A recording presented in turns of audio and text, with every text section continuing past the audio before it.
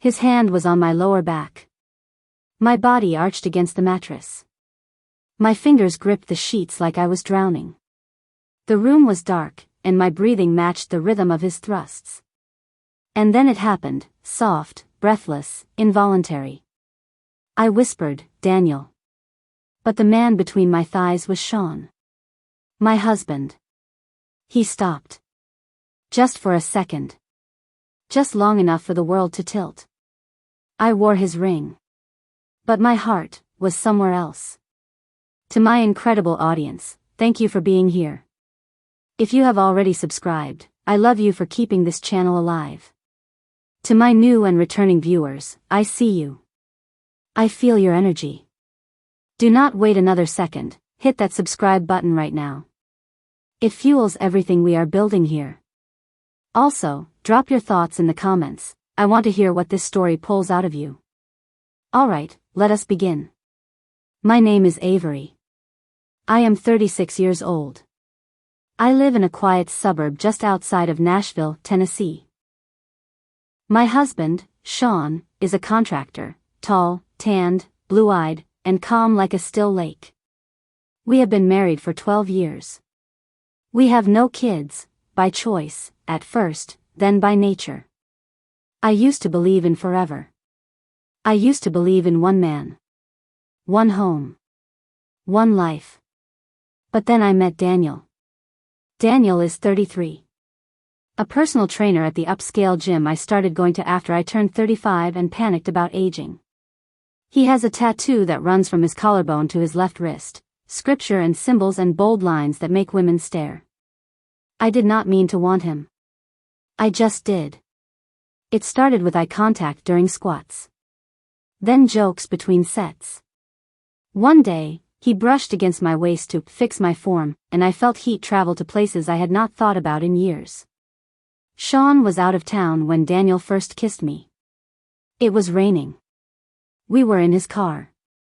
I was wearing leggings and a soaked hoodie, and he said I looked beautiful. I laughed, called him a liar. He kissed me anyway. That kiss lit a fuse. I told myself it would only be once. I even cried on the way home. I took off my wedding ring and threw it across the bathroom counter. But by the next morning, I was already texting Daniel again. Once became twice. Twice became weekends. And now? Now I was whispering his name into my husband's neck while pretending to be a wife. That night, after I said the wrong name, Sean froze for a moment. He did not say anything. He did not ask. He just finished. Quietly. Lovelessly. Then rolled away and fell asleep with his back to me. But I could not sleep. My body still smelled like sex. My mouth still tasted like shame. I got out of bed. I walked into the kitchen. I stared at my wedding photos. My hand trembled as I touched the glass frame. I had built a life with Sean. But I was living in a fantasy with Daniel. It is easy to lie when no one questions you. Sean never questioned me. I told him I had joined a yoga group on Saturdays. That was when I saw Daniel. I said I started volunteering at a local shelter on Thursdays, also Daniel. Sometimes, I would text Sean sweet things just after Daniel finished inside me. Miss you. Thinking about you. Can't wait to see you tonight. I was a monster in lipstick and pearls. Daniel never wanted commitment, at first. But once he tasted the truth, once I told him who I really was and what I was risking, he started pulling closer. He liked the power. He liked knowing I would lie to a man who paid our mortgage just to spend an hour in his arms.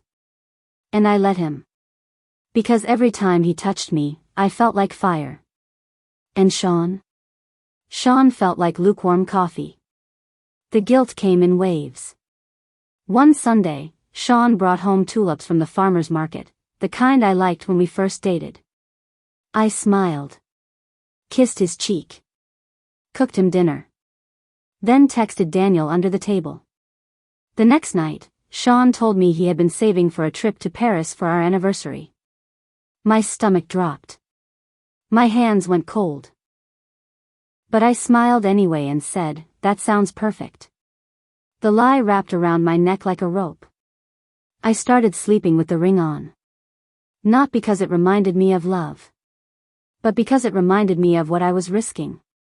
Every time Daniel kissed the finger where the ring sat, I felt both alive and destroyed. He liked playing the villain. He liked knowing he was touching what belonged to someone else. And deep down, I liked being the stolen thing. But something changed the night I whispered his name. Sean stopped smiling the same way. He started asking questions in roundabout ways. "You okay, Ave? You seem distracted lately. You tired, or just off?" I denied it all. Hugged him harder. Faked moans in bed. Made his favorite meals. He deserved none of it. But I gave him the performance of a lifetime. Still, I could feel the ground shifting beneath me. Daniel was asking for more. Sean was growing suspicious. And me? I was caught between two men. One who loved me, and one who made me feel like I mattered. But deep down, I knew, the day was coming when I would lose them both. I wore lipstick to bed the night after I said the wrong name. A soft red. Something subtle, not too bold. I smeared it across my lips with shaking fingers, then climbed under the sheets beside my husband like I had nothing to hide. Sean looked over at me in the dark, his brows slightly raised. "You wear lipstick to bed now?" he asked. I smiled. Said I had read somewhere that it made women feel empowered. He nodded slowly. Did not push. Did not pry. He never did. That was the problem. He trusted me too much. The thing about living a double life is you start to forget which version of yourself is real. I became an actress in my own marriage, putting on lingerie for Sean while replaying Daniel's voice in my head. Telling Sean I loved him, while my phone buzzed with messages that made my thighs press together under the dinner table. It felt like madness. But it also felt like control. I had two men. Two lives. Two versions of love. Or so I thought. Daniel had become more demanding lately. He wanted more than just gym quickies and hotel rooms. He wanted me to say it. Out loud. That I loved him. That I would leave Sean. That I would be his. But I was not ready to burn the house down, not yet. Daniel did not like that answer. One night, after he had pulled my hair and made me beg into the motel pillow, he got dressed quickly. Quietly. He looked at me differently. "You are not going to leave him," he said, buttoning his shirt. "You just like lying about it." I stayed silent, still naked under the sheets, mascara streaked across my cheek. I knew he was right. But hearing it from him? It stung. He left without kissing me goodbye. Sean noticed I was more distant that week. He asked if work was stressing me out. I said yes. He offered to draw me a bath, cook dinner, even book me a spa day. That kind of tenderness used to feel like safety. But now, it made me ache. Not because he failed me. But because I had failed him so deeply, so repeatedly, and he had no idea. One night, he came home with a necklace, small, silver, delicate. "Just because," he said. I wanted to cry. Instead, I let him fasten it around my neck, then leaned into his chest as guilt clawed at the inside of my ribs like a wild animal. Things began unraveling faster than I expected. It started with a missed call. I was in the shower when Daniel called. Sean picked up my phone to check the time and saw the name flash across the screen. Daniel, gym. He asked about it casually at dinner. "Who is Daniel from the gym?" I choked a little on my wine but recovered quickly. "Oh, he is just one of the trainers. He calls about class schedules sometimes." Sean nodded slowly. He accepted the lie. Or maybe he filed it away. Either way, it sat between us like a loaded gun waiting for someone to pull the trigger. Daniel and I had not spoken in 3 days. I thought maybe he had gotten tired of waiting. But then he showed up at the coffee shop near our neighborhood. I was in yoga pants, no makeup, running a quick errand. He looked too good, like Sin dressed in denim and cologne. He pulled me into the alley beside the shop and kissed me hard. Deep. Desperate. "You miss me?" he asked. I nodded. He slid his hand down the front of my leggings and made me whimper in public like I was nothing but a toy. Then he leaned in and whispered, "You are going to lose him, you know." I looked up, heart pounding. "Sean. He is going to find out. You are not that good at hiding this anymore." Later that week, I found Sean in the garage, sitting on a folding chair, just staring into space. He looked tired. Old, somehow. Like something inside him had cracked open and begun to leak. I asked if he was okay. He said work had been heavy. But something in his voice made my chest tighten. He was not asking anymore. He was watching. Waiting. Like a man who already knew the truth, but wanted to hear it from the woman he loved. Then came the unexpected twist. I walked into Sean's office one night to leave him a cup of tea. I saw his laptop screen open. An email was on the page. Subject: cardiology referral confirmation. I froze. I did not move. I read the words over and over. Sean had been seeing a doctor. A heart specialist. He had not told me. Not once. Not a word. The man I was betraying was hiding his own battle. Quietly. Alone. My legs nearly gave out beneath me. I placed the tea down and walked out before he could see me crying. That night, I canceled plans with Daniel. I told him I needed space. He replied coldly. "Let me know when you stop pretending to care about the man you are destroying." I turned off my phone. I tried to love Sean better the next day. I really did. I cooked his favorite meal. Rubbed his shoulders. Let him fall asleep with his head on my lap. And for a brief second, I imagined it could be enough. That maybe I could undo the damage. That maybe he would never have to know. But lies rot from the inside out. And mine were starting to smell. The final moment came quietly. It was a Tuesday morning. Sunny. Harmless.